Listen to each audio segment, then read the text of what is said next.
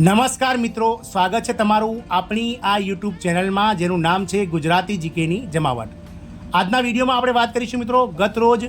લોકસભાની ચૂંટણી 16 માર્ચ 2024ના રોજ ભારતના ચૂંટણી પંચ દ્વારા જાહેર કરી દેવામાં આવી છે અને સમગ્ર દેશમાં મિત્રો 16 માર્ચથી લઈ અને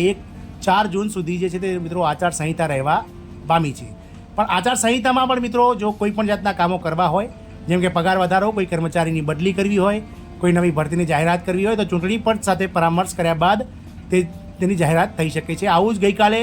જે છે તે કેન્દ્ર સરકાર દ્વારા કરવામાં આવ્યું હતું અને મિત્રો જે કેન્દ્ર સરકાર દ્વારા ભારત સરકારના એક વિભાગના જે કર્મચારીઓ છે તેના દૈનિક વેતનમાં મિત્રો કેન્દ્ર સરકારે ચૂંટણી પંચ સાથે પરામર્શ કર્યા બાદ જે છે તે વધારો જાહેર કર્યો છે મિત્રો। તો શું આગામી સમયમાં મિત્રો ગુજરાત રાજ્ય મહિલા બાળ વિકાસ વિભાગના નેજા હેઠળ કામ કરતા લાખો આંગણવાડી કર્મચારી, કાર્યકર્તા, તેડાગર બહેનો અને આરોગ્ય વિભાગના નેજા હેઠળ કામ કરતા ફેસિલિટીયર અને આશા વર્કર બહેનોના પગારમાં પણ સરકાર લોકસભાની ચૂંટણી પેટા ચૂંટણી પંચ સાથે પરામર્શ કરી અને તેમનો પગાર વધારો જાહેર કરશે કે કેમ? કારણ કે લાંબા સમયથી મિત્રો આ કર્મચારીઓ જે છે તે કેન્દ્ર સરકાર અને રાજ્ય સરકારોથી નારાજ ચાલી રહી છે, કારણ કે કેન્દ્ર સરકાર દ્વારા છેલ્લા 2 વર્ષથી કોઈપણ જાતનો આંગણવાડી ICDS વિભાગનો પગાર વધાર્યો નથી અને આશા વર્કરોનો પણ આરોગ્ય વિભાગ દ્વારા ઘણા લાંબા સમયથી પગાર વધારો આપવામાં આવ્યો નથી। તો શું સરકાર ચૂંટણી પંચમાં આ વિભાગના કર્મચારીઓને પગાર વધારી આપ્યો ચૂંટણી પંચ સાથે પરામર્શ કર્યા બાદ? તે રીતે મિત્રો આપણા આશા વર્કર અને આંગણવાડી બહેનોનો પગાર વધારી આપશે કે કેમ? તેના માટે આજનો વિડીયો બનાવવા જઈ રહ્યા છે। શું આશા વર્કર અને આંગણવાડી બહેનોનો પગાર લોકસભાની ચૂંટણી પહેલાં કંઈ વધારો થશે કે કેમ? તો વિડીયોના અંત સુધી આ ન્યૂઝ સાંભળવા માટે આપ બન્યા રહેશો અને જો ચેનલમાં નવા હોય તો અમારી ચેનલને સબસ્ક્રાઈબ કરી બાજુમાં રહેલું બેલ આઇકોન દબાવીને ઓલ નોટિફિકેશન ઓન કરજો, જેથી કરીને મિત્રો અમારી ચેનલ પર મૂકવામાં આવતા આવા ભરતીઓના નોટિફિકેશન, વિવિધ ભરતીઓના પરિણામ, જીકેના વિડીયો અને સરકારી કર્મચારી પેન્શનના યોજનાઓને લગતા આવા પરિપત્રો તમને સરળતાથી ઉપલબ્ધ થઈ જાય। તો મિત્રો ગુજરાત રાજ્યમાં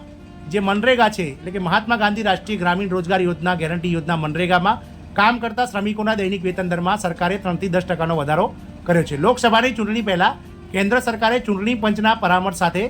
વિવિધ રાજ્યોમાં વેતન દરમાં 3 થી 10% વધારો કર્યો હતો મિત્રો। તો આપ સૌને જણાવી દઈએ કે લોકસભાની ચૂંટણીનો આચારસંહિતા હોવા છતાં કેન્દ્ર સરકારે ચૂંટણી પંચના પરામર્શ સાથે વિવિધ રાજ્યોના વેતન દરોમાં 3 થી 10% વધારો જાહેર કરી દીધો છે। તો શું મિત્રો ગુજરાત રાજ્યના ICDS વિભાગમાં કામ કરતા લાખો આંગણવાડી કર્મચારી, કાર્યકર્તા અને તેડાગર બહેનો સાથે જ મિત્રો આરોગ્ય વિભાગ હેઠળ કામ કરતા આશા વર્કર અને ફેસિલિટેટર બહેનોના પગારમાં શું રાજ્ય સરકાર ચૂંટણી પંચ સાથે પરામર્શ કરી અને વધારો કરી શકશે કે નહીં? એ તો સમય જ સાથે બતાવીશું, કારણ કે ઘણા લાંબા સમયથી રાજ્ય સરકારના આંગણવાડી કર્મચારી યુનિયન અને આશા વર્કર કર્મચારી યુનિયનો દ્વારા પગાર વધારો સાથે જ અન્ય જે સરકારી લાભો માટેની જે લડત ઝુંબેશ ચાલી રહી છે તે મિત્રો અત્યારે હાલ ચરમસીમાએ છે અને ખૂબ જ મોટા પાયે જે છે તે નારાજગી આ કર્મચારીઓમાં સરકાર પ્રત્યે વ્યાપી છે મિત્રો।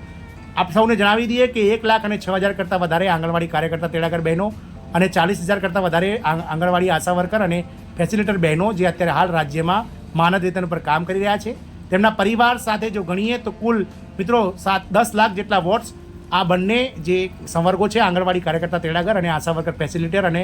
આંગણવાડી કાર્યકર્તા બહેનો સાના જે પરિવારની વાત કરીએ તો 10 લાખ જેટલા મતો જે છે તે હાલ સરકારથી નારાજ ચાલી રહ્યા છે તેવું મિત્રો પ્રવર્તમાન થઈ રહ્યું છે। તો શું સરકાર આ 10 લાખ જેટલા મતોને પોતાના તરફ આકર્ષવા માટે લોકસભાની ચૂંટણી પહેલાં સરકાર ચૂંટણી પંચ સાથે પરામર્શ કરીને શું આંગણવાડી બહેનોના પગાર વધારાને લઈ અને કર્મચારીઓના આશા વર્કરના પગારને લઈને કંઈ ચર્ચા કરશે કે કેમ? એ તો હવે મિત્રો સમય જ સતત બતાવીશું, કારણ કે ગુજરાતમાં મનરેગાના શ્રમિકોને દૈનિક 280 રૂપિયા એટલે કે કુલ 256 રૂપિયા જે પહેલાં મળતા હતા તેમાં 24 રૂપિયાનો વધારો સરકારે લોકસભાની આચારસંહિતા હોવા છતાં જાહેર કર્યો છે। લોકસભાની ચૂંટણીમાં કેન્દ્ર સરકારે ચૂંટણી પંચના પરામર્શ સાથે વિવિધ રાજ્યોમાં વેતન દરમાં વધારો કરી દીધો છે મિત્રો।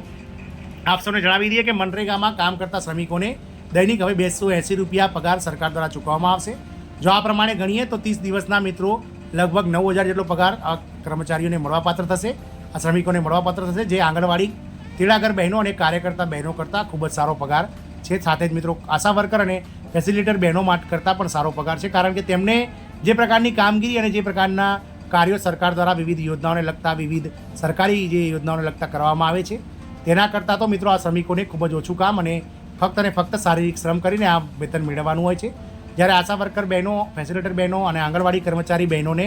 ખૂબ જ મિત્રો માનસિક રીતે જે છે તે મોટો વર્કલોડ હોય છે અને એ માનસિક વર્કલોડનું જે મહેનતાણું સરકાર ચૂકવે છે તે ખૂબ જ ઓછું છે મિત્રો। આપ સૌને જણાવી દઈએ કે આંગણવાડી કર્મચારી યુનિયન દ્વારા જે આંગણવાડી કાર્યકર્તા બહેનો છે તેમનો મિનિમમ પગાર 18,000 રૂપિયા પ્રતિ મહિના અને આંગણવાડી તેડાગર બહેનોનો પગાર 15,000 રૂપિયા પ્રતિ મહિના ચૂકવવા માટે સરકારને જે છે તે આવેદન આપવામાં આવ્યા છે. અને સરકારે પણ મિત્રો એના વિશે ચર્ચા કરી અને ચોક્કસથી મહિલા અને બાળ વિકાસ મંત્રી અને મહિલા અને બાળ વિકાસ વિભાગ ગુજરાત દ્વારા આગામી સમયમાં તેના વિશે ચોક્કસ કોઈ સચોટ પગલાં લેવા આવશે તેવી ખાતરી આપણે ગુજરાત આંગણવાડી કર્મચારી યુનિયનને આપવામાં આવી છે. તે જ રીતે મિત્રો આશા વર્કર બહેનો અને ફેસિલિટેટર બહેનોએ પણ પોતાના પગાર 20,000 રૂપિયા પ્રતિ મહિના કરી આપવા માટેની ઝુંબેશ ઘણા લાંબા સમયથી યુનિયનો દ્વારા ચલાવવામાં આવે છે. અને સરકારે પણ મિત્રો તેમના પગાર વધારાને લઈ અને લેખિતમાં બાંયધરી આપેલી છે, પરંતુ હજુ લોકસભાની ચૂંટણી જાહેર થઈ હોવા છતાં તેમના પગારમાં કોઈ જાતનો વધારો થયો નથી. તો શું આગામી સમયમાં સરકાર લોકસભાની ચૂંટણી પહેલાં અથવા પછી આ જે પગાર વધારાની જે લેખિતમાં બાંયધરીઓ આપવામાં આવી છે તેનો અમલ સરકાર કરશે કે કેમ, એ તો આવનારો સમય જ બતાવશે. પરંતુ આશા એવી રખાઈ રહી છે કે લોકસભાની ચૂંટણી બાદ એટલે કે જૂન મહિનામાં ચોક્કસથી સરકાર દેશમાં રાજ્યમાં નોકરી કરતા આંગણવાડી કાર્યકર તેડાગર બહેનો અને આરોગ્ય વિભાગના નેચા હેઠળ કામ કરતા આશા વર્કર અને ફેસિલિટેટર બહેનોના પગારમાં લોકસભાની ચૂંટણી બાદ વધારો જાહેર કરી શકશે. મિત્રો કરશે, પરંતુ કેટલો વધારો કરશે જાહેર એ તો સમય જ જોવા સાથે રહેશે. આશા રાખીશું કે આ ન્યૂઝ ક્યાંક ને ક્યાંક આશા વર્કર બહેનો, આંગણવાડી બહેનો અને ફેસિલિટેટર બહેનોમાં આશા જન્માવશે કે પગાર વધારો સરકાર લોકસભાની ચૂંટણી બાદ કરી શકે છે. જય હિન્દ, અસ્તુ.